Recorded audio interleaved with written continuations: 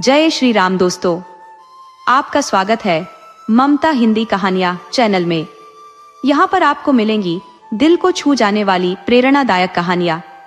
अगर आपको हमारी कहानियां पसंद आए तो वीडियो को लाइक करें, चैनल को सब्सक्राइब करें और अपने सुझाव कमेंट में जरूर दें। आपके सहयोग से आपका अपना चैनल ज्यादा से ज्यादा लोगों तक पहुंच पाए। धन्यवाद।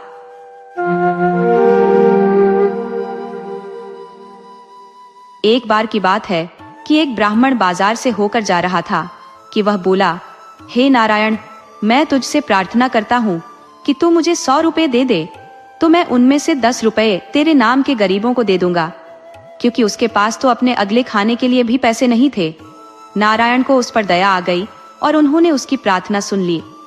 ब्राह्मण को तुरंत ही पैसे मिल गए, जिसमें से 10 रुपए उसने अपने दूसरे हाथ में रुमाल में बांध कर निकाल कर रख लिए, ताकि जैसे ही उसको कोई गरीब आदमी मिले तो वह उनको उन्हें दे सके।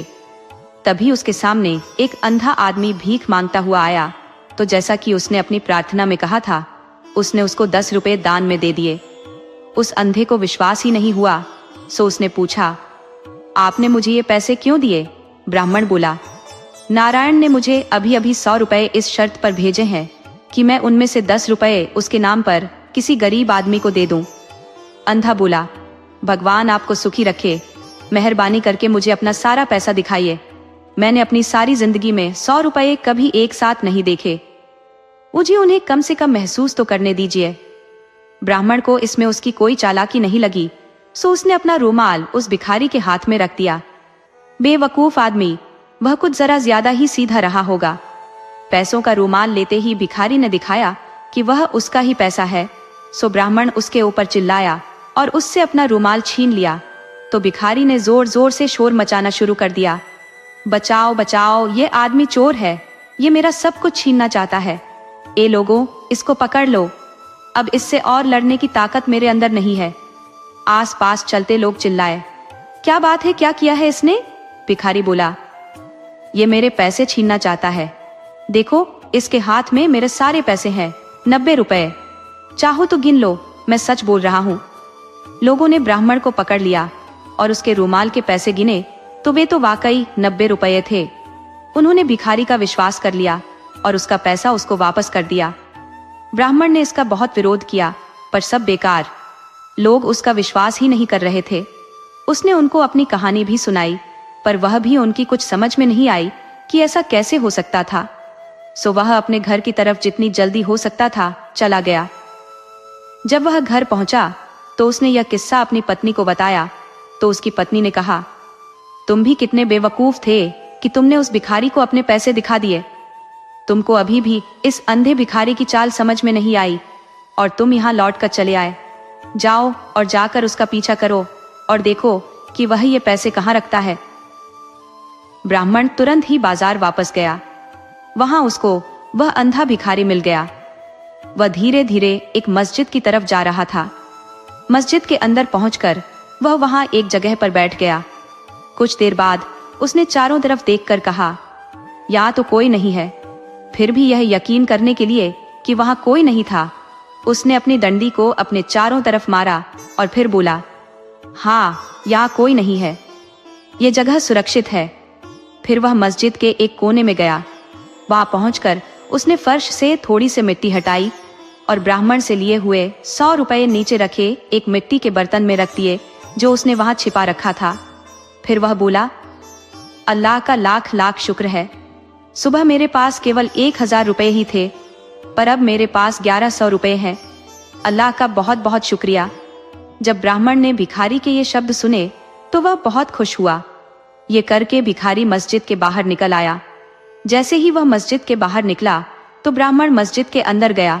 वहां से वह मिट्टी का बर्तन निकाला और उसे अपने घर ले गया।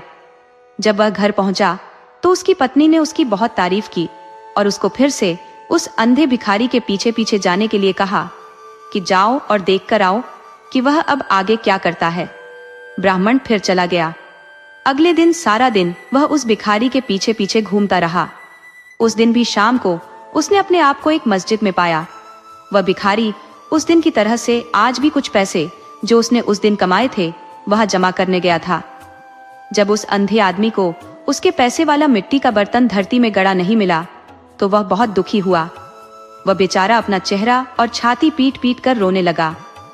इस सब से उसने इतना शोर मचाया कि उस मस्जिद का मुल्ला उसको देखने पहुंचा कि यह कौन क्यों रो रहा है। इत्तफाक से ये मुल्ला भी अंधा था और बहुत चालाक था। मुल्ला ने भिखारी से पूछा, यहाँ तुम ये क्या कर रहे हो? सबको परेशान कर रहे हो और मस्जिद की जमीन भी खराब कर रहे हो। चले जाओ यहाँ से, तुम हमारे और हमारी मस्जिद के ऊपर पाप चढ़ाने वाले हो। यहाँ से तुम तुरंत चले जाओ, वरना मैं अभी लोगों को बुला लूंगा और तुमको अपने इस व्यवहार पर पछताना पड़ेगा। भिखारी बोला, जनाब, मेरे पास जो कुछ भी था मेरा वह सब डाकू लूट कर ले गए हैं। या कोई चोर आया और वह मेरा सारा पैसा निकाल कर ले गया। मैं क्या करूं? मुल्ला बोला, तुम तो बहुत ही बड़े बेवकूफ हो। ये रोना धोना बंद करो और इस घटना से अपने अच्छे भविष्य के बारे में सीखो। किसी ने कभी क्या यह भी सुना है कि कोई अपने 1100 रुपए एक मिट्टी के बर्तन में रखकर इस मस्जिद जैसी आम जगह पर रख दे जहां सारे दिन लोग आते जाते रहते हो? अगर तुमने ऐसा ही किया होता जैसा कि मैंने किया तो तुम्हारे साथ यह न हुआ होता। गरीब भिखारी ने पूछा, तुम कैसे करते हो? मुल्ला बोला, मेरे पास एक बहुत बड़ी खोखली डंडी है। मैं अपना सारा पैसा उसी डंडी में रखता हूँ और वह डंडी मैं हमेशा अपने पास रखता हूँ। देखो, ये यहाँ है। कहकर उसने अपनी डंडी उसके पैर पर मारी। फिर बोला, जाओ, तुम एक और डंडी ले लो और फिर अपने पैसे के बारे में निश्चिंत हो जाओ। ये सुनकर ब्राह्मण ने अंधे मुल्ला की तरफ इस तरह से ध्यान से देखा जैसे वह उसका पैसा भी ले लेगा। सो उसने एक बड़ी डंडी ली, उसको खोखला किया और उसको मुल्ला की डंडी जैसा बना दिया। जैसे ही उसने यह कर लिया और फिर जैसे ही उसको मौका मिला, उसने मुल्ला की डंडी से अपनी डंडी बदल ली। मुल्ला जब भी प्रार्थना करता था तो अपनी डंडी जमीन में रख देता था, और क्योंकि वह अपनी प्रार्थना दिन में कई बार करता था, इसलिए ब्राह्मण को यह मौका ढूंढने में बहुत देर इंतजार नहीं करना पड़ा। ब्राह्मण की पत्नी ने जब यह सुना और बहुत सारे पैसे देखे तो वह तो बहुत खुश हुई। उसने अपने पति से कहा, अब तुम फिर जाओ और देखो कि यह मुल्ला अब क्या करता है। हो सकता है तुम्हें उसका कुछ और खजाना हाथ लग जाए। ब्राह्मण ने उसका कहना माना और वह फिर से उसी मुल्ला की तरफ चल दिया। वहां जाकर वह क्या देखता है कि उसके पास एक और मुल्ला बैठा हुआ है। इत्तेफाक से यह दूसरा मुल्ला भी अंधा था। पहला वाला मुल्ला अपने पैसे खो जाने पर दूसरे मुल्ला के सामने रो रहा था, तो दूसरे अंधे मुल्ला ने उससे कहा, तुम्हारी बेवकूफी के लिए अल्लाह का तुम पर कुफ्र पड़े। अब तुम मेरी बात सुनो कि मैं अपने पैसे का क्या करता हूँ। मैं अपना सारा पैसा अपने कपड़ों में सिलकर रखता हूँ। वहां से मेरा पैसा कौन ले सकता है? मेरी सलाह मानो तो तुम भी ऐसा ही कर लो। जब ब्राह्मण ने दूसरे मुल्ला के ये शब्द सुने तो वह तुरंत ही वहां से भाग गया और मधुमक्खियों से भरा एक छत्ता खरीद लाया और उसको उसने एक मिट्टी के बर्तन की तली में लगा दिया। छत्ते के ऊपर उसने काफी सारा शहद रख दिया। इतना करके वह हंसा और बोला, हाँ, उसको डराने के लिए इतना काफी है। फिर उसने एक मुसलमान का वेश बनाया और दूसरे मुल्ला को वह मिट्टी का शहद भरा बर्तन देने के लिए उसके घर की तरफ चल दिया। उसके घर जाकर उसने उसको वह बर्तन भेंट में दे दिया। मुल्ला शहद से भरा बर्तन पाकर बहुत खुश हुआ। उसने उसको आशीर्वाद दिया। बर्तन देकर ब्राह्मण चला आया, पर वह अपने घर नहीं गया। वह उसके घर से थोड़ी दूर जाकर इंतजार करने लगा कि कब वह अपना शहद खत्म करता है।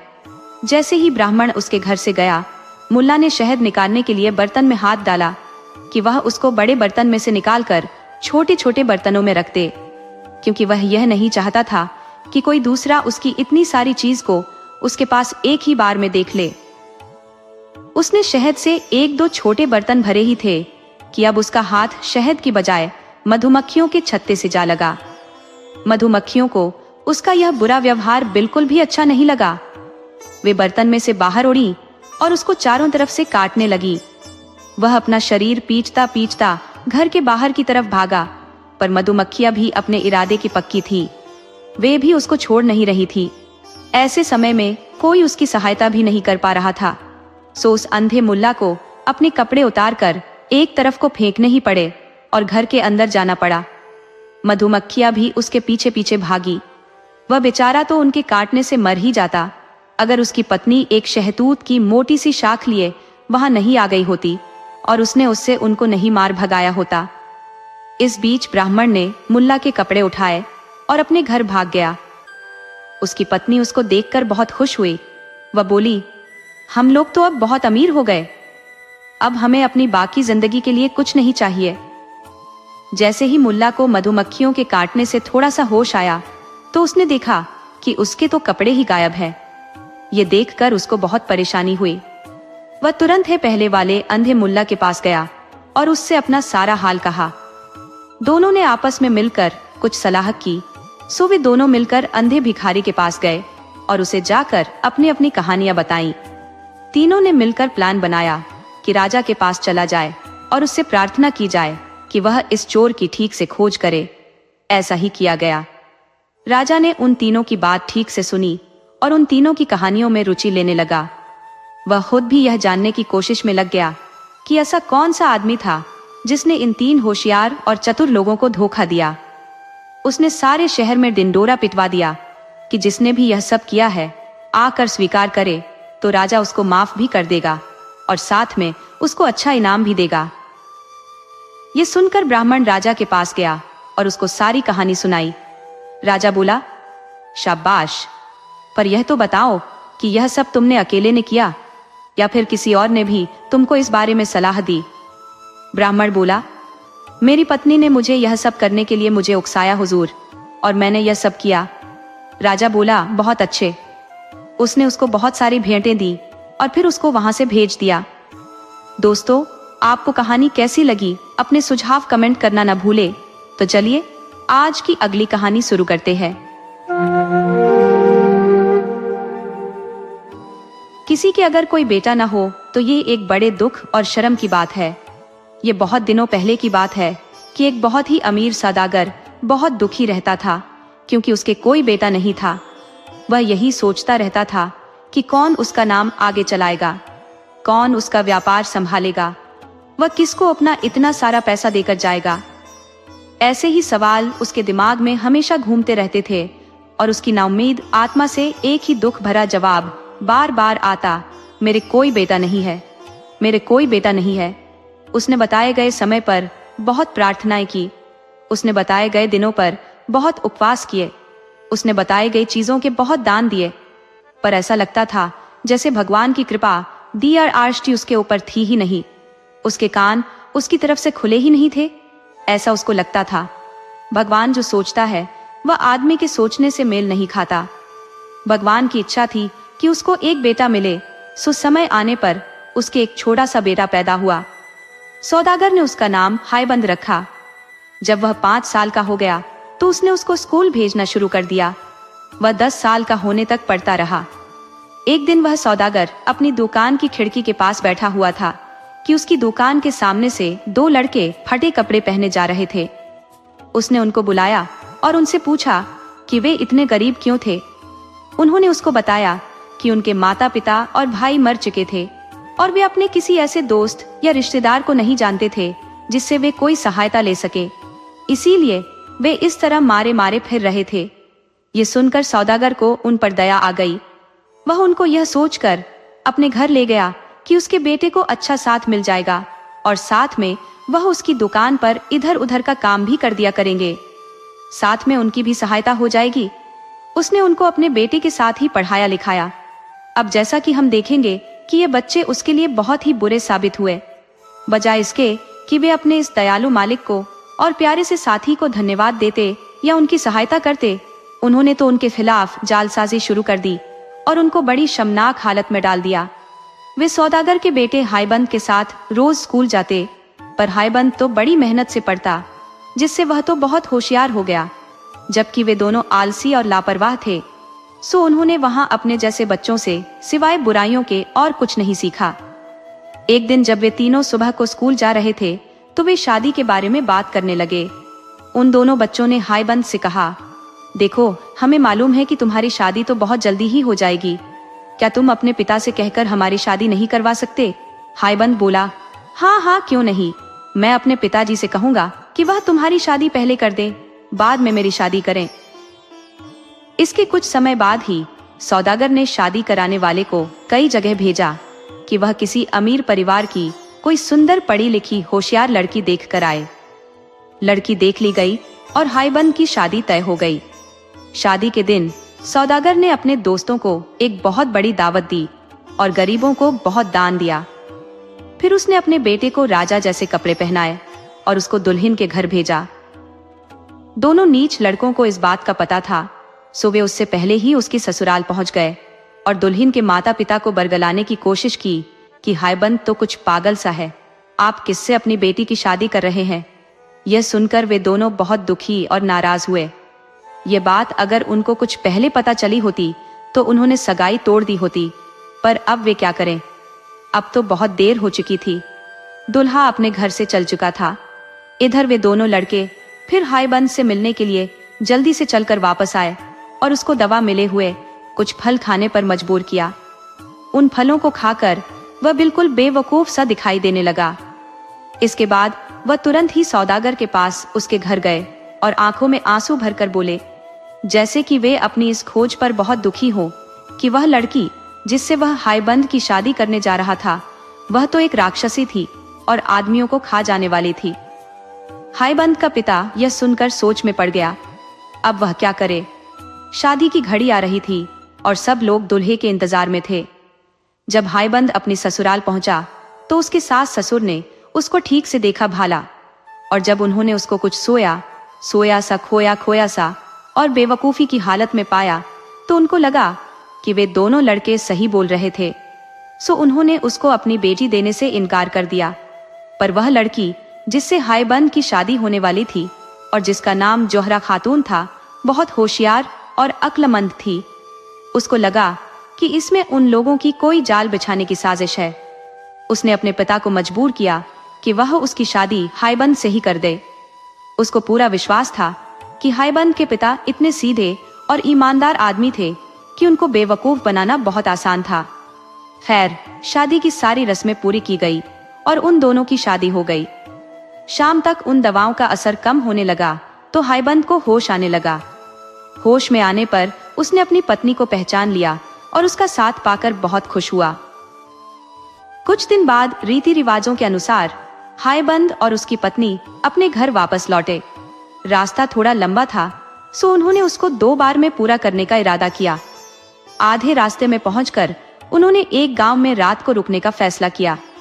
जब जोहरा सोने चली तो अचानक उसे याद आया कि वह अपनी सास के लिए तो कोई भेंट लाई नहीं है, पर अब वह क्या करे।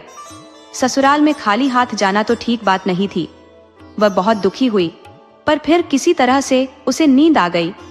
जब वह सो रही थी तो उसने सपना देखा कि एक बहुत गोनी सा आदमी उसकी तरफ बड़ा चला आ रहा था।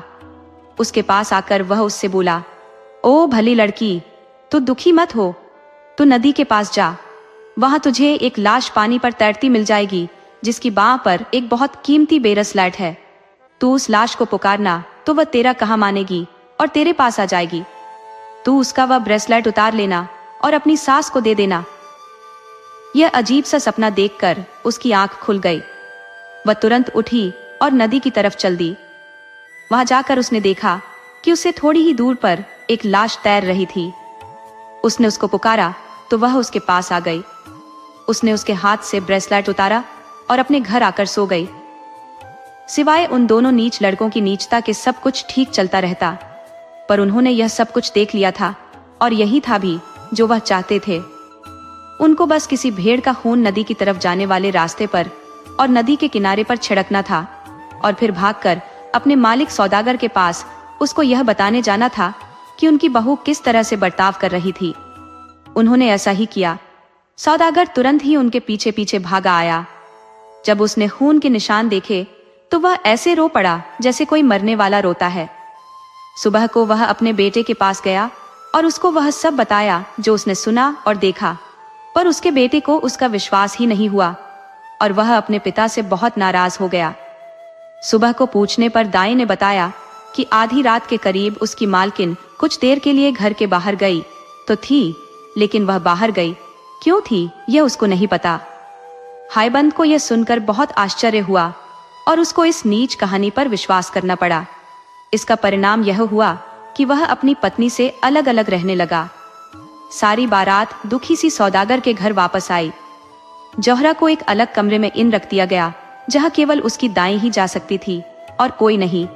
एक दिन जोहरा की सास ने दरवाजे की जीरी से जोहरा के कमरे में झांक कर देखा तो वह तो वहां का दिया राश देखकर डर के मारे बेहोश होते होते बची। इस तरह काफी समय बीत गया। इस बीच हाईबंद अपने उन दोनों नीच दोस्तों के साथ पिता के बिजनेस में उनकी सहायता करता रहा। वह अभी भी उन दोनों को अपना दोस्त ही समझता था।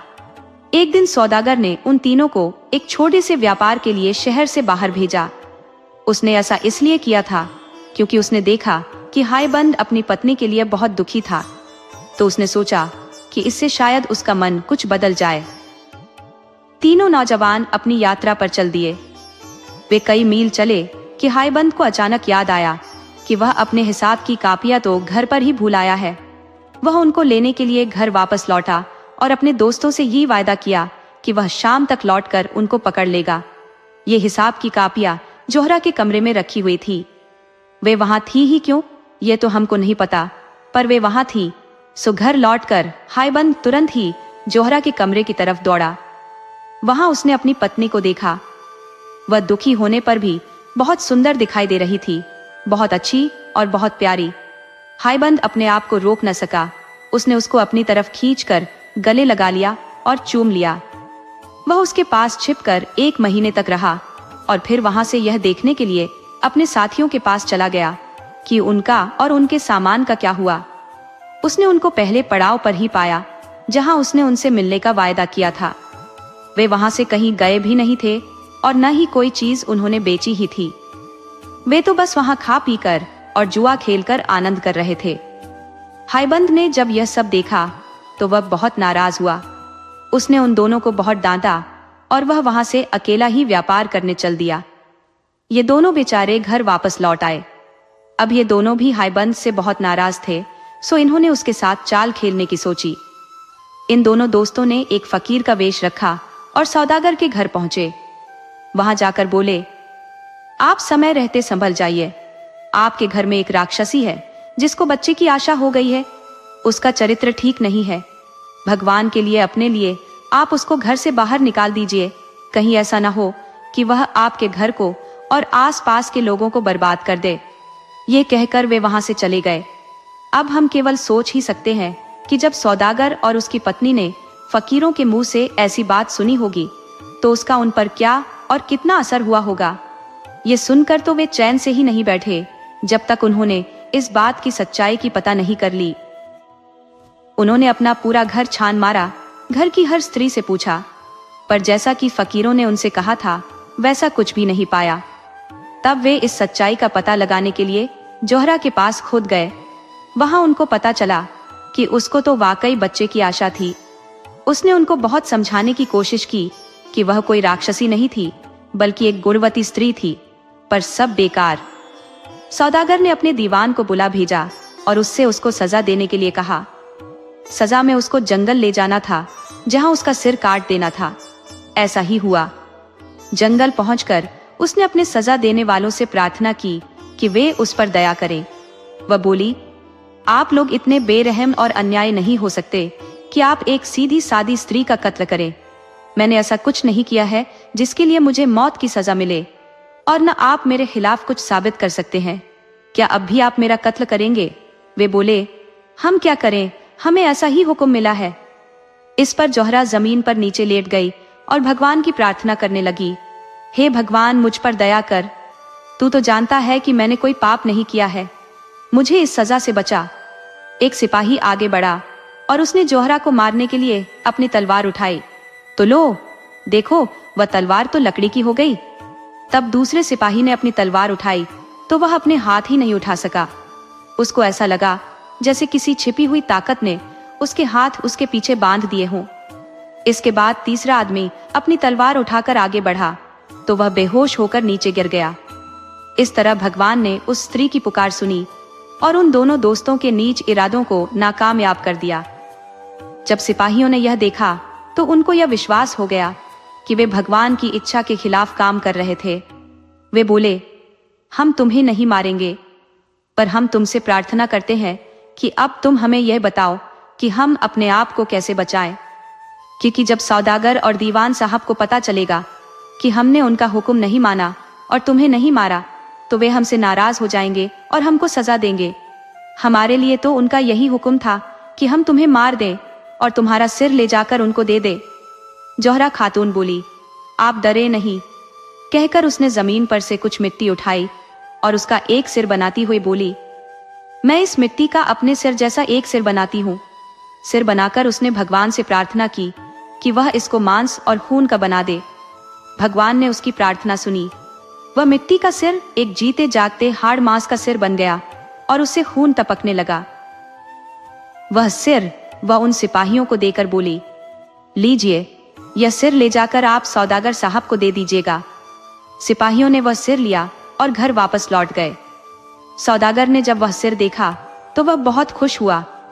उसने उसे बाहर अपने बागीचे में टांग दिया। जोहरा खातून कुछ दिन तक जंगल में ही रहती रही और वहां जो भी फल सब्जियां मिले वे खाती रही। कुछ दिन बाद उसने वहां से जाने का विचार किया तो उसने एक पेड़ से कहा कि वह हायबंद का पता करे और उसको बताए कि उसकी पत्नी कहाँ गई। फिर वह दूसरे देश चल दी।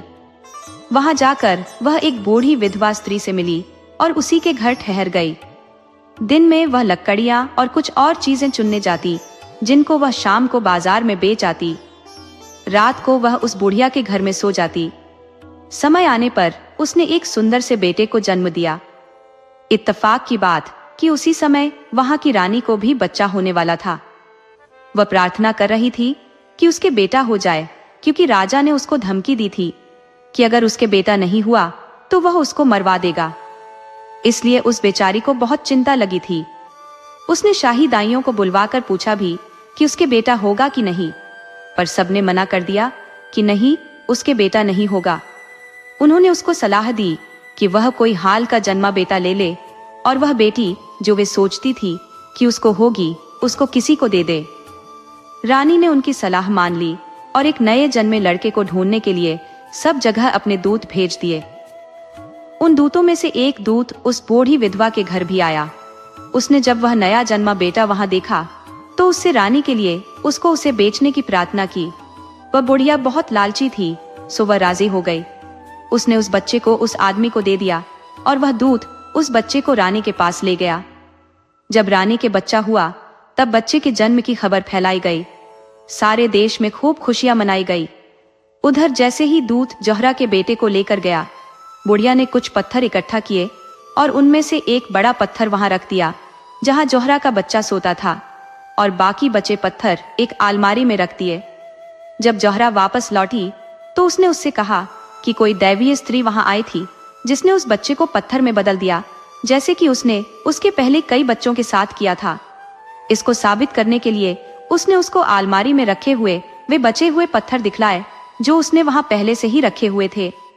उसने उसको यह भी बताया कि वह राक्षसी साल में वहां एक बार आती थी। बेचारी जोहरा खातून अपने बच्चे के इस तरह खो जाने पर बहुत दुखी हुई, बहुत रोई। पहले तो उसका पति चला गया और अब उसका बच्चा भी चला गया। वह तो बस अब मरना चाहती थी। ये दुनिया उसके लिए बहुत ही खराब और मुश्किल वाली लगी। वह अब किसके लिए? उसकी जिंदगी दूभर हो गई थी। वह बस दिन में लकड़ी और फल जैसी चीजें इकट्ठी करके लाती और हर रात को उस नीच बुढ़िया के अजीब से घर में लौट आती जिसमें उसको बिल्कुल भी आराम नहीं मिलता था। इस बीच उसका बेटा यानी राजकुमार बड़ा होता रहा। वह एक बहुत ही चतुर और गुणी नौजवान बन गया। अपना काम करते समय अक्सर वह इस बुढ़िया विधवा के घर के पास से गुजरता। एक दिन शाम को जब वह उस बुढ़िया के घर के पास से गुजर रहा था तो उसने जोहरा को देखा जो अपना दिन का काम खत्म करके घर लौट रही थी। वह उसकी सुंदरता देखकर चकित रह गया। उसने यह भी देख लिया कि वह कहाँ रहती थी। जब वह महल लौटा तो राजा के पास गया और उस स्त्री से अपनी शादी करने की प्रार्थना की। राजा ने कहा कि वह उसके बारे में सोचेगा। उसने जोहरा खातून को अपने महल में बुलाया। वह खुद भी उसकी सुंदरता और सीधेपन से बहुत प्रभावित हुआ। उसने उससे अपने बेटे के प्यार की बात बताई और उससे पूछा कि क्या वह उससे शादी करना पसंद करेगी। इस पर उसने जवाब दिया कि वह तो पहले से ही शादीशुदा है। उसको यह भी पता नहीं है कि उसका पति जिंदा है या मर गया है। वह फिर बोली कि अगर उसको अगले 6 महीने तक अपने पति की कोई खोज खबर न मिली तो वह राजकुमार से शादी कर लेगी। राजा ने उसकी बात मान ली और इस तरह से यह मामला कुछ दिनों के लिए टल गया। उस सारे साल और कई और साल तक हाईबंद व्यापार के उद्देश्य से दुनिया में देश देश घूमता रहा। आखिर इसी समय के आसपास वह एक बहुत ही अमीर आदमी बनकर अपने घर लौटा। उसने सोचा था कि उसको अपनी पत्नी अपने घर में ही मिल जाएगी, क्योंकि अब तक वह अच्छी साबित हो गई होगी और उसके घर वालों ने उसको स्वीकार कर लिया होगा। पर हम उसके दुख की केवल कल्पना ही कर सकते हैं जब उसको घर आकर यह पता चला होगा कि उसकी पत्नी के साथ क्या क्या हुआ। उसने अपने माता पिता से पूछा कि उसको मारने वाले उसे किधर लेकर गए थे और कहां उन्होंने उनके बेरहम हुक्म का पालन किया होगा। उन्होंने उसको सब बता दिया तो उसने उसी समय अपनी कुछ चीजें बांधी और उसी दिशा में चल दिया जहां उसको उसके मारने वाले लेकर गए थे। भगवान की कृपा से वह उसी जंगल में आ पहुंचा जहां जोहरा को मारा जाने वाला था और उसी पेड़ के पास पहुंच गया जिससे जोहरा ने अपने पति को अपने बारे में बताने के लिए कहा था। पेड़ बोला, तुम्हारी पत्नी मरी नहीं है, तुम्हारी पत्नी तो जिंदा है। जो सिर तुम्हारे पिता के पास ले जाया गया था वह तुम्हारी पत्नी का सिर नहीं था। तुम तुरंत ही फला फला देश चले जाओ, वह तुम्हें वहीं मिल जाएगी जिसे तुम ढूंढ रहे हो। जाओ, अल्लाह तुम्हारी रक्षा करे।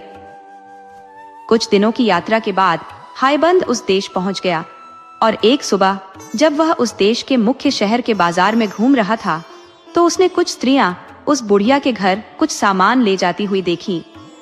उसने उनसे पूछा, ये सामान किसके लिए है और इसे तुम लोग कहां लेकर जा रही हो? उनमें से एक स्त्री ने उसको बताया कि वहां एक स्त्री रहती थी जिसका नाम जोहरा खातून था। उसकी शादी वहां के राजकुमार से होने वाली है।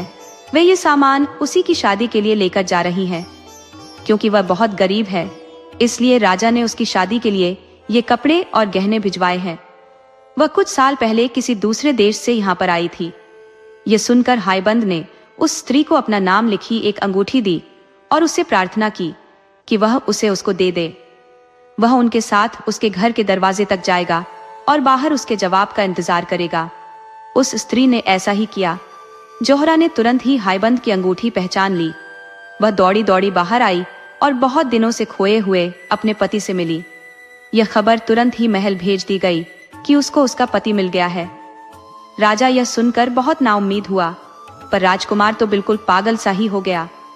वह अपने पागलपन में दौड़ा दौड़ा जोहरा के घर गया और अपनी पूरी कोशिश की कि वह उसके साथ उसके महल चले। पर जैसे ही जोहरा ने उसे देखा तो वह उसको तुरंत ही पहचान गई कि वह उसका बेटा है। सब कुछ साबित हो गया।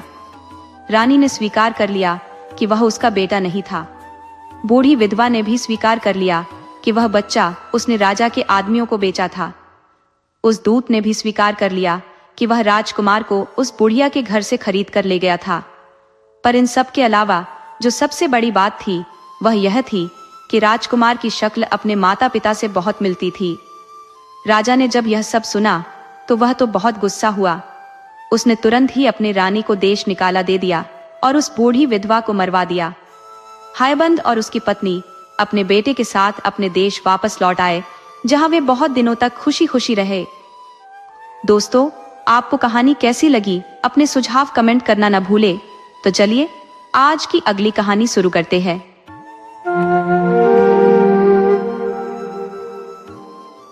महल में लोगों के दिन बहुत खुशी से गुजर रहे थे, क्योंकि वहां का राजा अपनी पत्नी को बहुत प्यार करता था।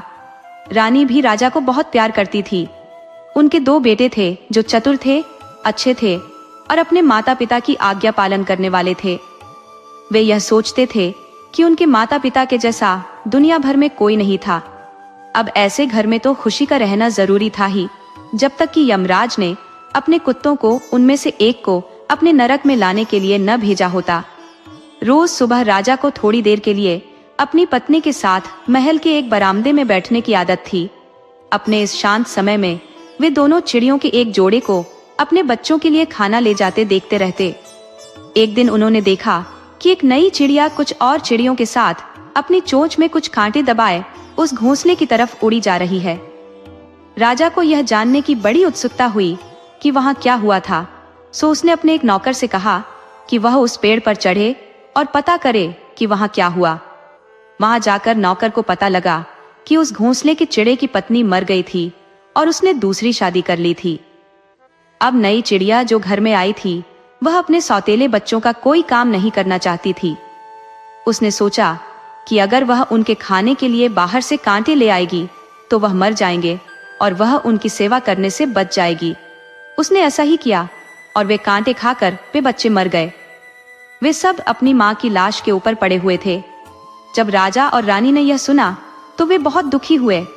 राजा बोला, क्या हमारे और चिड़ियों के साथ ऐसे ही होता है? रानी बोली, हाँ, होता तो ऐसा ही है, पर हमारे साथ ऐसा नहीं होना चाहिए। प्रिय, मुझसे वायदा करो कि अगर मैं तुमसे पहले चली जाऊं तो तुम फिर कभी दोबारा शादी नहीं करोगे। राजा बोला, प्रिय, अपना हाथ दो। मैं तुम्हारा हाथ पकड़कर कसम खाता हूं कि तुम जिंदा रहो या मर गई हो, मैं कभी दूसरी शादी नहीं करूंगा, ताकि कहीं ऐसा ना हो कि हमारे दोनों बच्चों को भी इसी तरह का कुछ सहना पड़े जैसा इन चिड़ियों के बच्चों को सहना पड़ा है। कहकर राजा ने रानी को ढांढस बंधाया। रानी भी यह सब सुनकर शांत हुई और राजा को पहले से भी ज्यादा प्यार करने लगी। पर इत्तेफाक की बात कि इस घटना के कुछ दिन बाद ही रानी चल बसी। राजा तो उसके बिना इतना दुखी हो गया कि लोगों ने सोचा कि अब तो वह भी मर जाएगा। कुछ समय बीत जाने पर वह कुछ संभला और देश का राजकाज संभालने लगा। कुछ और समय बीत जाने पर उसके वजीरों, दरबारियों और दूसरे कुलीन लोगों ने उससे दूसरी शादी करने की प्रार्थना की। जैसा कि सोचा जा सकता है, उसको यह काम करने में जरूर ही बहुत परेशानी हो रही होगी।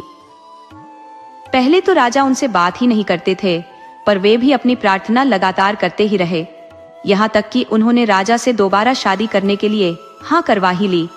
उनके एक वजीर की बेटी का उनके लिए प्रस्ताव आया और राजा ने उसको स्वीकार कर लिया। जल्दी ही उन दोनों की शादी हो गई। अब दुख के दिन शुरू हुए। जैसी कि उम्मीद की जाती थी, नई रानी दोनों राजकुमारों से जलने लगी और उनके खिलाफ कुछ जाल रचने लगी।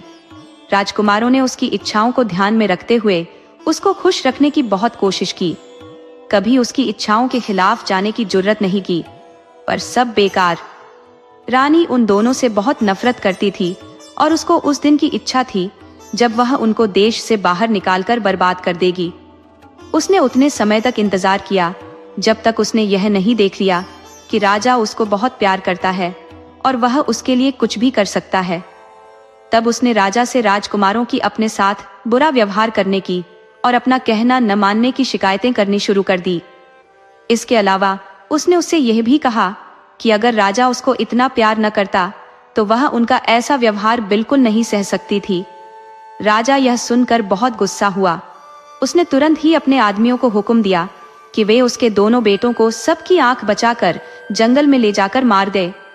बच्चों को अपने पिता के हुक्म के ऊपर कोई सवाल पूछने की आदत नहीं थी, सो वे दोनों बच्चे सिपाहियों के साथ खुशी चले गए। उनको पिता के बेरहम हुक्म का तो पता नहीं था। उन्होंने सोचा कि शायद उनके पिता ने उनको जंगल में घूमने के लिए भेजा होगा। जब वे सब जंगल में एक जगह पहुंचे तो सिपाहियों ने अपनी अपनी तलवारें निकाल ली और उनको मारने के लिए ऊपर उठाया तो बच्चों को बहुत आश्चर्य हुआ। उनको पता ही नहीं चला कि उन्हें क्या करना चाहिए। वे चिल्लाए, हे भगवान, हमारी सहायता करो। भगवान ने उनकी सुन ली। सिपाहियों की लोहे की तलवारें लकड़ी की तलवारों में बदल गई और पत्थर दिल सिपाहियों के दिल में दया भर गई। उनसे उन नन्हे बच्चों को मारा नहीं गया, उन्होंने उन्हें छोड़ दिया। उनके प्रति भगवान को उसकी दया के लिए धन्यवाद देते हुए दोनों राजकुमार अपने अपने घोड़ों पर सवार होकर वहां से जितनी तेजी से भाग सकते थे भाग लिए। कुछ देर बाद वे एक साफ पानी की नदी के पास आए तो उन्होंने सोचा कि वे वहां पर खाना खा लें और आराम कर लें। उन्होंने यह भी निश्चय किया कि वे दोनों एक साथ नहीं सोएंगे, कहीं ऐसा न हो कि कोई डाकू आ जाए या फिर कोई जंगली जानवर आ जाए और उनको और उनके घोड़ों को खा जाए। इस प्लान के साथ बड़ा भाई पहले सो गया और छोटा भाई जागकर पहरा देने लगा। जब वह पहरा दे रहा था तो दो चिड़ियां सूराब्रोर और बूराब्रोर वहां आईं और पास के एक पेड़ पर आकर बैठकर बातें करने लगी। सूराब्रोर बोला, देखो, उस पेड़ पर जिसकी डाल उस नदी तक जा रही है, दो गाने वाली चिड़िया बैठी है। क्या तुम्हें पता है कि वे कौन सी चिड़िया हैं? बूढ़ा ब्रोर बोला, हाँ, वे तो बहुत ही बढ़िया चिड़ियन है। मैंने उनको यह कहते सुना है कि जो कोई भी उनमें से एक का मांस खाएगा वह राजा बन जाएगा, और जो दूसरे का मांस खाएगा वह वजीर बन जाएगा। वह सबसे ज्यादा अमीर आदमी होगा, और वह हर सुबह जहां भी लेटेगा वहां अपने नीचे की जगह पर इतने कीमती 7 जवाहरात पाएगा जिसकी लोग कीमत नहीं आंक पाएंगे। यह सुनकर छोटा भाई तो बहुत उत्सुक हो गया। उसने तुरंत ही उन दोनों को एक तीर मारा और मार दिया। फिर उसने दोनों चिड़ियों को पकाया। एक चिड़िया उसने खुद खाई और दूसरी चिड़िया भाई के लिए छोड़ दी। भाई जब सोकर उठा तो उसने छोटे भाई की वह छोड़ी हुई चिड़िया खा ली। अगली सुबह दोनों भाई फिर अपनी यात्रा पर चल दिए। रास्ते में छोटे भाई को अचानक याद आया कि उसका चाबुक तो वहीं रह गया। वह अपने इस चाबुक को बहुत पसंद करता था, सो वह उसे लेने के लिए वापस दौड़ गया। चाबुक उसको नदी के किनारे दिखाई दे गया। वह उसको उठाने के लिए अपने घोड़े से उतरने ही वाला था कि एक बहुत बड़ा ड्रैगन पानी में से बाहर निकल आया और उसने उसके पैर में काट लिया और वह बेहोश होकर जमीन पर गिर पड़ा। इस हालत में वह बेचारा कई घंटे पड़ा रहा। बड़ा भाई जब उसका इंतजार करते करते थक गया तो वह आगे चल दिया कि उसका छोटा भाई शाम तक उसको पकड़ लेगा। आगे चलकर वह एक शहर में पहुंचा तो वहां जाकर उसको पता चला कि वहां के राजा की अभी अभी मौत होकर चुकी है और वहां की जनता उसके वारिस की खोज में है।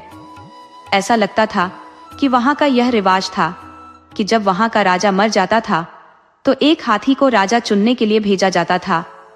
जिस किसी को भी वह हाथी चुन लेता था वहां के लोग उसी को अपना राजा मान लेते थे, चाहे वह कोई अमीर हो या गरीब, पढ़ा लिखा हो या गंवार, अपने देश और भाषा का हो या फिर किसी दूसरे देश या भाषा का। जब बड़ा राजकुमार वहां आया तो राजा को चुनने वाला यह हाथी वहीं चक्कर काट रहा था। जैसे ही उसने राजकुमार को देखा तो तुरंत ही उसको सिर झुकाया। सो लोग उस राजकुमार को शहर के अंदर ले गए और उसको राजगद्दी पर बिठाकर राजा घोषित कर दिया गया। उधर छोटा राजकुमार भी होश में आ गया था। वह इस तरह होश में आया था कि उस नदी के पास एक योगी रहता था जो उस नदी पर हर छठे महीने वहां से थोड़ा सा पानी लेना आता था। जिस दिन राजकुमार को वहां ड्रैगन ने काटा था वह दिन उसके वहां से पानी लेने का दिन था। सो जब वह वहां आया तो उसने वहां उस नौजवान का बेहोश शरीर देखा। उसको उस पर दया आ गई। वह समझ गया कि ड्रैगन ने ही यह सब किया है। सो उसने जादू के कुछ शब्द पढ़े जिन्होंने नदी का पानी सुखा दिया और ड्रैगन नदी में से बाहर निकल आया। ड्रैगन ने बाहर निकलकर पूछा, तुमने ये नदी खाली क्यों की? योगी ने जवाब दिया, क्योंकि तुमने इस नौजवान को काटा। तुमने ऐसा क्यों किया? ड्रैगन बोला, ओ योगी, 2 चिड़ियां थी जो अक्सर यहाँ आया करती थी और अपने गीतों से यहाँ की हवा को भर दिया करती थी। इस राजकुमार ने उनको मार दिया, इसलिए मैंने इसको काट लिया। योगी बोला, ये तुमने अच्छा नहीं किया। सुनो, अब तुम अपना जहर इसके पैर से निकाल लो ताकि यह जिंदा हो सके, वरना तुम मर जाओगे। ड्रैगन बोला, मुझे माफ करे, जैसा आपने कहा है मैं वैसा ही करता हूँ। इस तरह राजकुमार फिर से जिंदा हो गया। उसने योगी को धन्यवाद दिया और आगे चल दिया। पर बदकिस्मती से उसने वह सड़क नहीं ली जिस पर उसका भाई गया था। वह दूसरी सड़क पर चला गया। उस सड़क पर चलते चलते वह एक गांव में आ पहुंचा जहां कई भयानक डाकू रहते थे।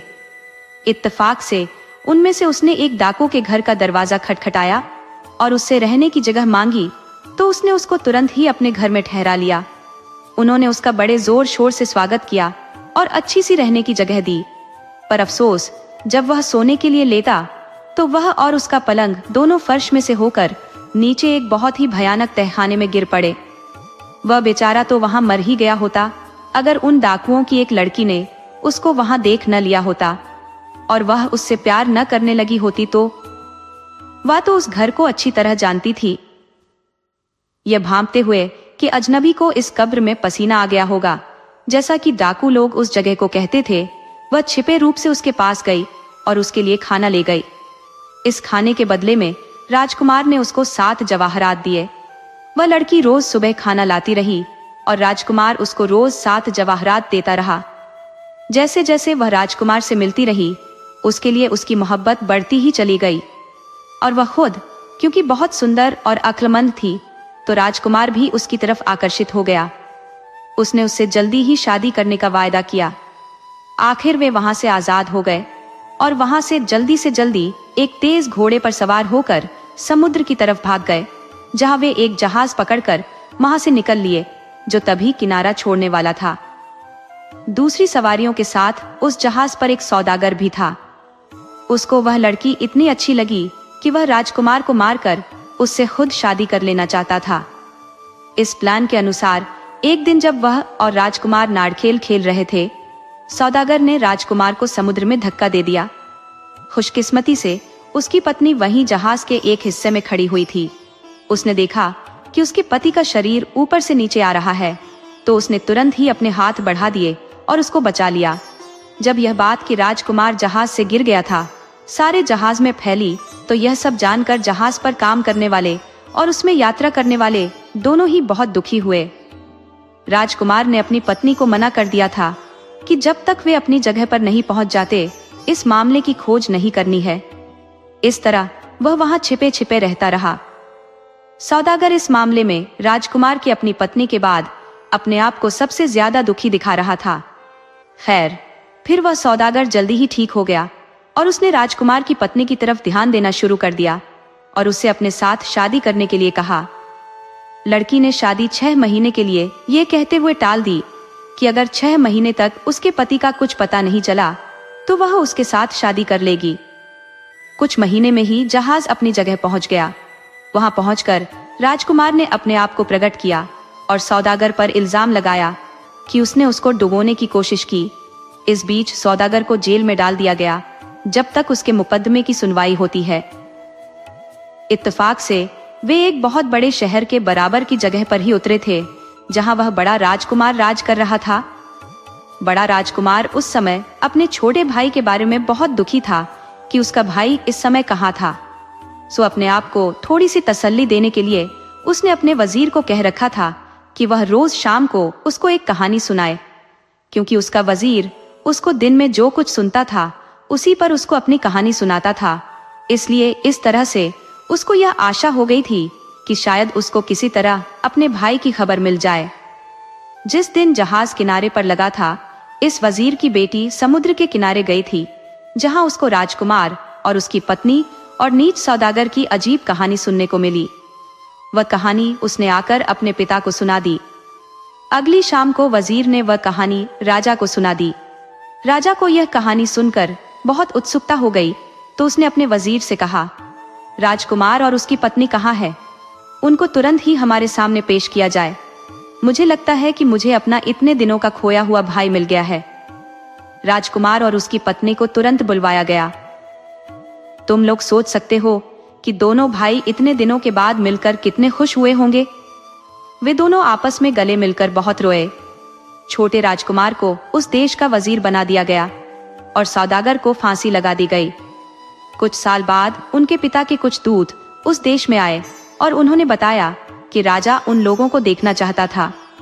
जब उसको अपनी नीच पत्नी की नीच हरकत का पता चला, तो उसने उसको मार दिया। ये सुनकर दोनों भाई अपने पिता से मिलने तुरंत ही चल दिए। वे लोग वहां सुरक्षित पहुंच गए और जाकर अपने पिता से मिले। अब दोनों आपस में मिलकर बैठे। कुछ समय बाद ही राजा मर गया। बड़ा राजकुमार उसके वारिस की हैसियत से उस देश का राजा बन गया और छोटा राजकुमार उस देश का राजा बन गया जहां उसका बड़ा भाई राज कर रहा था। दोनों राजकुमार बहुत फले फूले और अपनी होशियारी, न्याय और दया के लिए मशहूर हुए। दोस्तों, आपको कहानी कैसी लगी? अपने सुझाव कमेंट करना न भूले। तो चलिए आज की अगली कहानी शुरू करते हैं।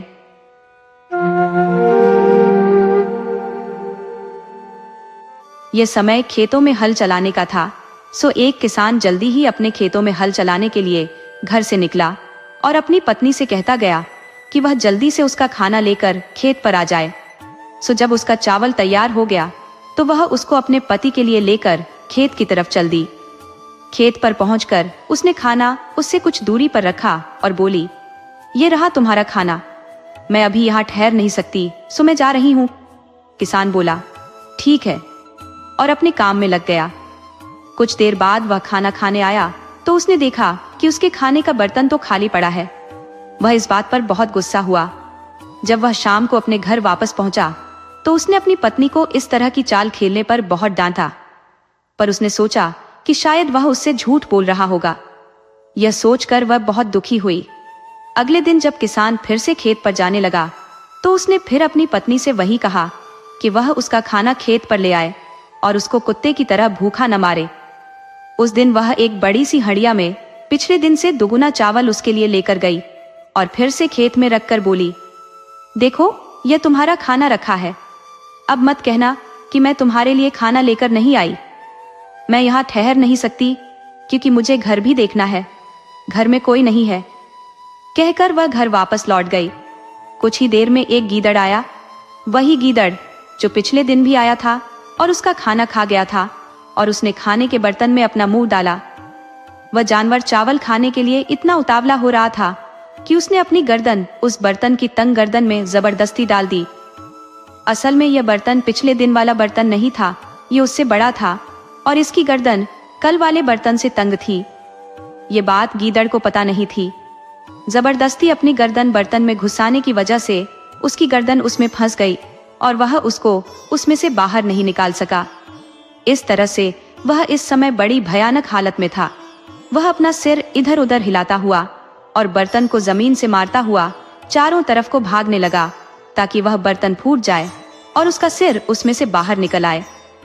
जमीन पर बर्तन मारने की आवाज काफी हो रही थी, सो उससे किसान का ध्यान उधर आकर्षित हुआ। यह देखने के लिए कि यह आवाज कहां से आ रही थी, किसान ने इधर उधर देखा तो देखा कि एक गीदड़ उसके खाने के बर्तन को लिए हुए इधर से उधर घूम रहा है और उसे जमीन पर पटक रहा है। उसने तुरंत अपना बड़ा वाला चाकू उठाया और गीदड़ की तरफ भागा। अरे तू ठहर जा जरा, तो तू है चोर मेरे खाने का। तूने ही कल मेरा खाना चुराया और तू ही उसे आज भी चुराना चाह रहा है। गीदड़ चिल्लाया, मुझे जाने दो किसान भाई, मुझे जाने दो। मुझे इस बर्तन में से बाहर निकाल दो तो मैं तुम्हें वही दूंगा जो तुम चाहोगे। किसान बोला, ठीक है। और यह कहकर उसने अपने खाने का बर्तन तोड़ दिया और गीदड़ को आजाद कर दिया। गीदड़ चैन की सांस लेते हुए बोला, धन्यवाद किसान भाई, धन्यवाद, तुम्हारा बहुत बहुत धन्यवाद, पर तुम आज का यह दिन कभी नहीं भूलोगे। कहकर गीदड़ ने उसे गुड डे कहा और राजा के महल की तरफ चल दिया जो वहां से कुछ दूरी पर था। शाही कमरे में पहुंचकर गीदड़ बोला, राजा साहब, आप मुझे हुक्म करें तो मैं आपकी बेटी की शादी तय करा दूं। आप मुझसे गुस्सा मत होइएगा। मुझे इस मामले पर योर मैजेस्टी से बोलना तो नहीं चाहिए था। अगर मैंने राजकुमारी के लायक एक लड़का अभी हाल में न देखा होता तो। राजा बोला, तुम उसको यहाँ लेकर आओ तो फिर हम उसको देखते हैं। सो गीदड़ तुरंत ही उलटे पैरों वापस लौट गया और किसान के घर पहुंचा। उसने तुरंत ही पड़ोसी राज्य के राजा के पास तैयार होकर चलने के लिए कहा। उसने कहा कि वह उसको अपना दामाद बनाने के लिए उसको देखना चाहता था। पहले तो किसान अपने बेपढ़े लिखे और गरीब होने की वजह से कुछ सकुचाया। वह एक राजा से कैसे बात करनी चाहिए, वह इस बारे में क्या जानता था। इतने बड़े लोगों के बीच में कैसे उठना बैठना और बात करना चाहिए, यह भी उसको आता नहीं था। और फिर राजा के पास जाने के लिए उसके पास ठीक से कपड़े भी तो नहीं थे। पर गीदड़ ने उसको राजा के महल जाने के लिए मना ही लिया और उसकी हर हाल में सहायता करने का वायदा किया। सो गीदड़ और किसान राजा के महल की तरफ चल दिए। जब वे राजा के महल पहुंचे तो गीदड़ तो योर मैजेस्टी को ढूंढने चला गया और किसान महल में घुसने वाले कमरे में जूते रखने की जगह के पास वहीं फर्श पर उकड़ों बैठ गया और राजा का इंतजार करने लगा। गीदड़ राजा के पास पहुंचा और बोला, योर मैजेस्टी, मैं उस लड़के को ले आया हूँ जिसके बारे में मैं उस दिन आपसे बात कर रहा था। वह बहुत ही मामूली कपड़ों में आया है और न कुछ दिखावा ही किया है।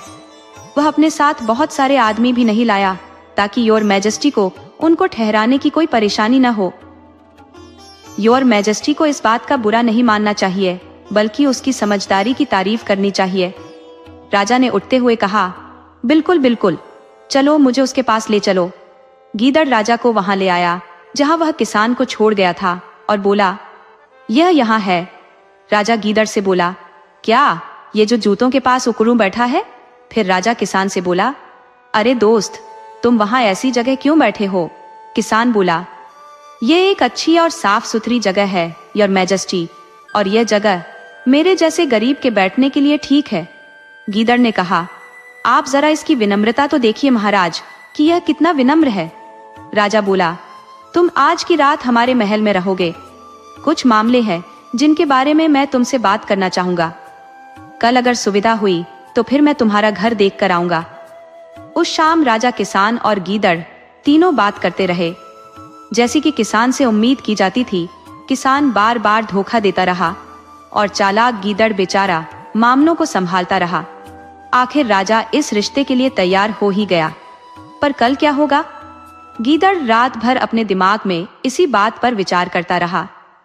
जैसे ही राजा और किसान अगले दिन सुबह उठे तो गीदड़ ने उनसे शादी की इजाजत मांगी और राजा ने हाँ कर दी। तुरंत ही गीदड़ किसान के घर की तरफ गया और उसके घर में आग लगा दी। और जब वे वहां आए तो वह रोता हुआ दौड़कर उनके पास गया और बोला, राजा साहब, मैं आपसे प्रार्थना करता हूँ कि आप लोग और पास मत आइए। इस आदमी की जायदाद और मकान सब कुछ जल गया है। लगता है कि यह इसके किसी दुश्मन का काम है। मैं आप लोगों से प्रार्थना करता कि अभी आप लोग यहाँ से चले जाइए। सो बेचारा सीधा सादा राजा वहां से लौट गया। कुछ समय बाद राजा ने अपनी बेटी की शादी गंवार बे पढ़े लिखे किसान से कर दी। दोस्तों, आपको कहानी कैसी लगी अपने सुझाव कमेंट करना न भूले। तो चलिए आज की अगली कहानी शुरू करते हैं।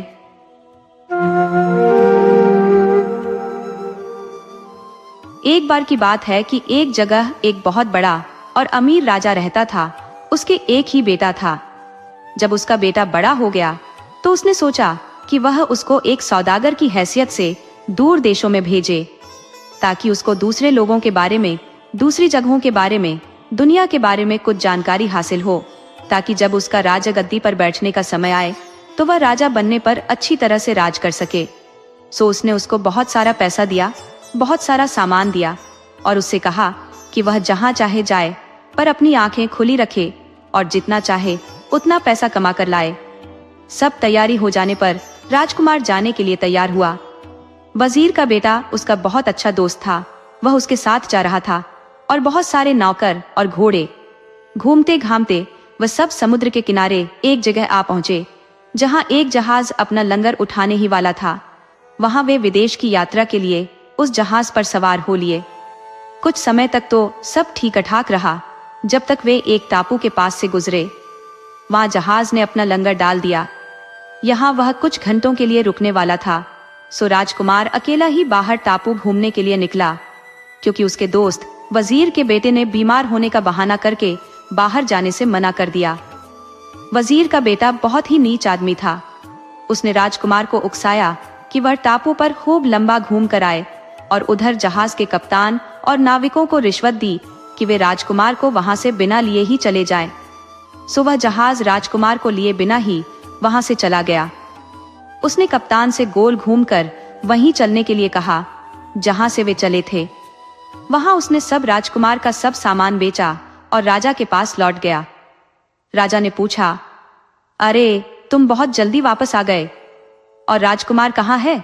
वजीर का बेटा बोला, योर मैजेस्टी, मुझे बहुत अफसोस के साथ कहना पड़ रहा है कि राजकुमार तो मर गया। हुआ यूं कि हम लोग एक टापू के पास से ठीक से जा रहे थे कि जोर का एक तूफान आया और इतना बढ़ा कि उसने पूरे जहाज को अपनी चपेट में ले लिया। जहाज में जो कुछ भी था सब पानी में डूब गया।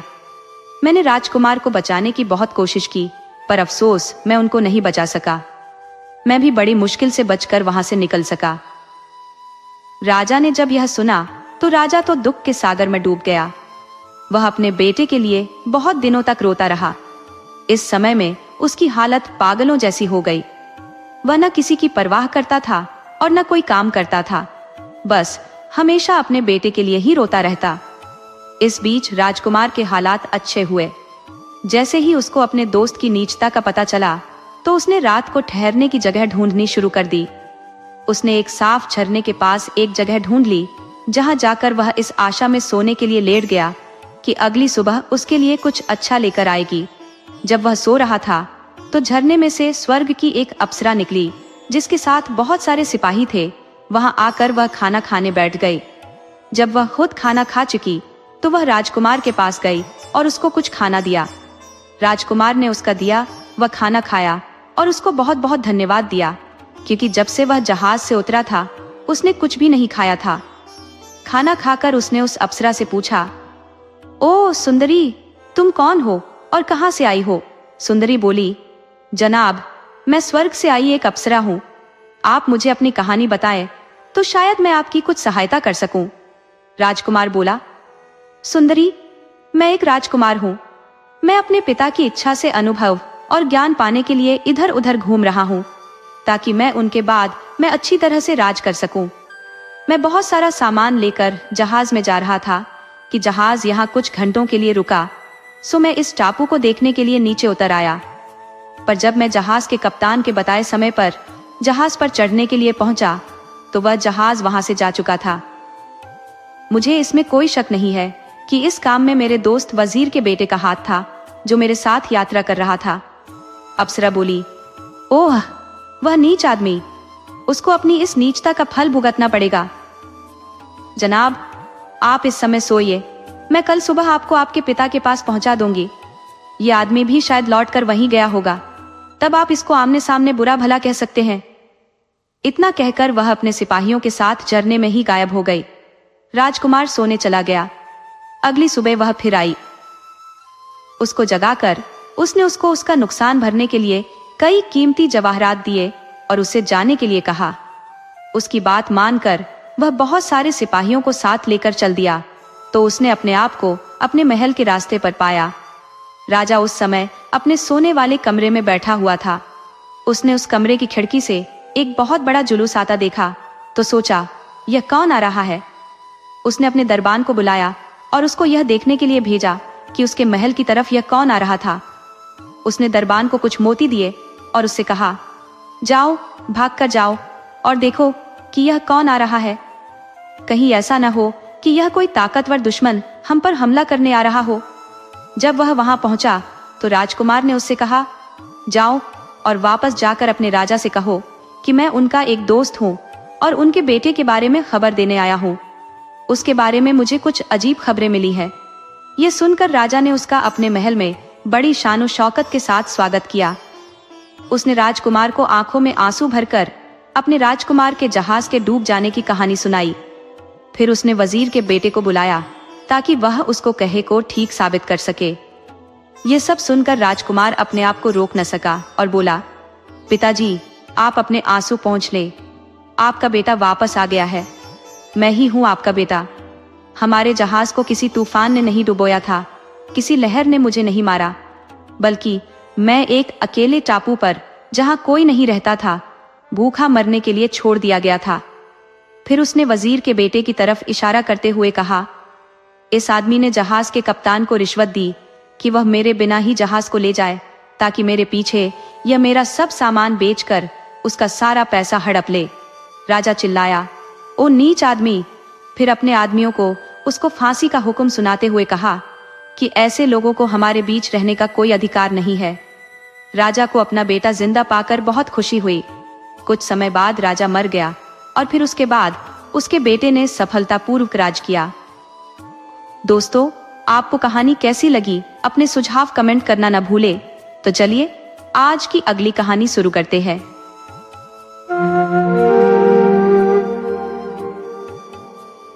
एक बार की बात है कि एक राजा अपने बागीचे में टहल रहा था कि एक बार हसिंगा उस बागीचे की बाड़ तोड़कर बागीचे के अंदर आकर इधर उधर भागने लगा और बागीचे में लगे फूलों को तहस नहस करने लगा। यह देखकर राजा को गुस्सा आ गया और उसने अपने नौकरों को बुलाकर उसे पकड़ने के लिए कहा। वह खुद भी नंगी तलवार लेकर उसके पीछे भागा। अचानक वह बागीचे से बाहर भाग गया। राजा भी उसके पीछे पीछे अपने घोड़े पर भागा। राजा उसका पीछा करते करते अपने राज्य की सीमा तक पहुंच गया, पर वह उसको पकड़ नहीं सका। उसकी वहां से आगे जाने की इच्छा नहीं हुई, सो वह वहीं पर रुक गया। मौसम बहुत गर्म था और उसको प्यास भी लगाई थी, सो वह अपने घोड़े से नीचे उतर गया और उसने नहाने की सोची। वह जब वहां नहा रहा था तो किसी नीच आदमी ने उसका घोड़ा और कपड़े चुरा लिए।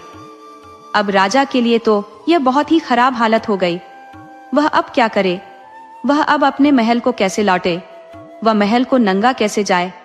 मैं ऐसा नहीं कर सकता, बहुत दिनों तक सारे लोग मेरी हंसी उड़ाते रहेंगे। सो उसने पड़ोसी देश में घूमने का विचार किया। वह उस पड़ोसी देश में घूमता रहा कि घूमते घूमते उसको मोती की एक कीमती माला मिल गई। वह बोला, भगवान का लाख लाख धन्यवाद है कि यह माला मुझे मिल गई। इसको बेचकर अब मैं अपने लिए एक घोड़ा और कपड़े खरीद सकता हूँ। चलकर इसको बाजार में बेचने की कोशिश करता हूँ। चलते चलते वह उस देश के राजा के शहर पहुंच गया। वहां वह एक सुनार के पास पहुंचा और उससे पूछा, क्या तुम मुझसे एक मोती की माला खरीदोगे? मेरे पास एक कीमती माला है बेचने के लिए। मैं एक नदी पार कर रहा था, मुझे ये वहां मिल गई थी। सुनार बोला, देखूं तो? राजा ने वह मोती की माला उसको दिखाई तो वह चिल्लाकर बोला, ओह चोर, इसको तुमने कहां से चुराया? मैंने ऐसी 2 मालाएं राजा के लिए बनाई थी, उनमें से एक का पता नहीं चला कि वह कहां गई। ओ चोर, तुम जरा राजा के पास चलो तो। ऐसा कहते हुए उसने पुलिस को बुलाया और उससे उसको राजा के पास ले चलने के लिए कहा। तीनों राजा के पास पहुंचे। राजा ने सुनार की शिकायत सुनी और हुक्म दिया कि राजा के दोनों पैर काट दिए जाएं। उस राजा की रानी उतनी ही दयालु थी जितना कि राजा बेरहम और अन्यायी था। जब उसने यह सुना तो उसने उससे कहा, आप इतना बेरहम हुक्म कैसे दे सकते हैं जबकि इस मामले की कोई गवाही नहीं है? और ये सुनार लोग तो होते ही बदमाश है। आप तो जानते ही हैं कि पैसे के लिए ये लोग कितना झूठ बोलते हैं और कितना धोखा देते हैं। सच कहिए तो मैं तो इस आदमी के कहे पर भी उतना ही विश्वास करती जितना कि सुनार के कहने पर। राजा ने उसे डांट लगाई, जबान संभाल कर बात करो। तुम्हें क्या हक है राजकाज के मामलों में दखल देने का? रानी बोली, मैं चुप नहीं रहूंगी। कुछ दिनों से मैं आपको दरबार में भी खराब व्यवहार करते देख रही हूँ। आपके सलाहकार सब आपसे नाखुश है और आपकी जनता आपसे विद्रोह करने के लिए तैयार है। अगर आप इसी रास्ते पर चलते रहे तो आपका सारा राज्य बर्बाद हो जाएगा। राजा रानी की बात सुनकर बहुत गुस्सा हुआ और उसे कमरे के बाहर जाने के लिए कहा। अगली सुबह उसने रानी को उस आदमी के साथ राज्य के बाहर जाने का हुक्म दे दिया जिसके पैर काट डाले गए हों। रानी ने उसकी इस बात पर कोई ध्यान नहीं दिया, उलटे वह ऐसे राजा से पीछा छूट जाने से बहुत खुश थी। वह बिना पैरों वाले आदमी के पास गई और उसको राजा का हुक्म बताया। फिर उसने उसको एक लंबी सी टोकरी में बिठाया, अपनी कमर पर लादा और एक ऐसी जगह चल दी जहां शहर नहीं था। यह वही राजा था जिसके पैर काटने का हुक्म राजा ने दिया था। वहां उसने उसकी एक पत्नी की तरह सेवा की जब तक कि उसके घाव भरे। जल्दी ही वह उसको बहुत अच्छा लगने लगा। उसने भी उसके प्यार का बदला प्यार से दिया तो वह उसकी सचमुच में ही पत्नी बन गई। कुछ दिनों बाद उसने एक छोटे से बेटे को जन्म दिया। अपना घर चलाने के लिए वह जंगल से लकड़ी काटती और जाकर उनको शहर में बेच आती। एक दिन जब वह शहर गई हुई थी तो उसका पति सो गया और उसका बच्चा, जिसको वह उसकी देखभाल में छोड़ गई थी, घुटनों चलते चलते पास के कुएं के किनारे पर पहुंच गया और कुएं में गिर गया। जब राजा की आंख खुली तो बच्चे को वहां न पाकर वह बहुत दुखी हुआ। वह तो बिल्कुल पागल सा हो गया। वह चिल्ला चिल्ला कर रोने लगा, लगता है कि मेरे बच्चे को किसी जंगली जानवर ने खा लिया है, अब मैं क्या करूं। शाम को जब उसकी पत्नी शहर से लौटी तो यह जानकर वह भी बहुत दुखी हुई कि उनका बच्चा वहां नहीं था। पर वह एक बहुत ही बहादुर और समझदार स्त्री थी, इसलिए उसने खुद भी धीरज रखा और अपने पति को भी समझाया कि हमारी किस्मत में ऐसा ही लिखा था, दुखी मत होइए। रात को राजा सो नहीं सका। वह बच्चे के बारे में ही सोचता रहा और उसकी इच्छा भी करता रहा। यह उसके लिए अच्छा ही हुआ कि वह सो नहीं पाया, क्योंकि रात के तीसरे प्रहर में सूरा ब्रोर और बूढ़ा ब्रोर नाम की 2 चिड़े उनके खुले दरवाजे के पास वाले पेड़ पर आकर बैठ गए और ये बातें करने लगे। सूरा ब्रोर अपने दोस्त से बोला, देखो यह दुनिया कितनी मुश्किल है, जरा देखो तो इस आदमी के साथ क्या हुआ। इसको अपना देश छोड़ना पड़ा और अब यह बेचारा दूसरे देश में भिखारी की तरह रह रहा है, जहां उसको बड़े अन्यायपूर्ण ढंग से सजा दी गई। और अब यह अपने सुंदर से बेटे के दुख में भी परेशान है। इसका बेटा कल दोपहर ही इस कुएं में गिर गया था। बूढ़ा ब्रोर चिड़ा बोला, इन बेचारे लोगों को क्या क्या परेशानियां उठानी पड़ती हैं, क्या इनके लिए कुछ नहीं किया जा सकता। सूरा ब्रोर बोला, हाँ हाँ किया जा सकता है। अगर राजा इस कुएं में कूद जाए तो वह आसानी से बच्चे को बचा सकता है। इसके अलावा उसके पैर भी वापस आ सकते हैं। राजा ने उन चिड़ों की बातें सुनी तो उनको सुनकर उसे बड़ा आश्चर्य भी हुआ और खुशी भी हुई। जैसे ही सुबह हुई उसने अपनी पत्नी को जगाया और उसने उससे रात वाली बात बताई और उसे सलाह मांगी। रानी बोली, आप चिड़ों की बात माने और कुएं में कूद जाए। राजा कुएं में कूद गया, जिससे उसने अपने बच्चे की जान भी बचा ली और अपने पांव भी वापस पा लिए। इस घटना के बाद राजा को अपना वजीर मिल गया, जो अपने राजा की खोज में इधर उधर मारा मारा फिर रहा था। उससे राजा को पता चला कि उसकी जनता उसका बेसब्री से इंतजार कर रही है। सो वह अपनी पत्नी और बच्चे के साथ अपने राज्य वापस चला गया। वह फिर से अपनी राजगद्दी पर बैठ गया और पहले की तरह से राज करने लगा। गद्दी पर बैठते ही सबसे पहला काम उसने यह किया कि अपनी सेना लेकर उस राजा के ऊपर चढ़ाई कर दी जिसने उसके साथ इतना बुरा व्यवहार किया था। वह जीत गया और दूसरे राजा को बहुत शर्म आई। उसको उससे दया की भीख मांगनी पड़ी। उसने उसे बताया कि उस सुनार की वजह से उसे उसके साथ ऐसा व्यवहार करना पड़ा। अब उसको वह जाते ही सजा देगा। राजा ने उसको माफ कर दिया और उसको छोड़ दिया। उसके बाद सारे राज्य में शांति और खुशी हो गई। राजा उस दूसरे राजा की पत्नी के साथ खुशी खुशी रहा। उसके कई और बच्चे हुए। वह काफी दिनों तक जिंदा रहा। जब बूढ़ा होकर वह मरा तो लोग उसके लिए बहुत रोए।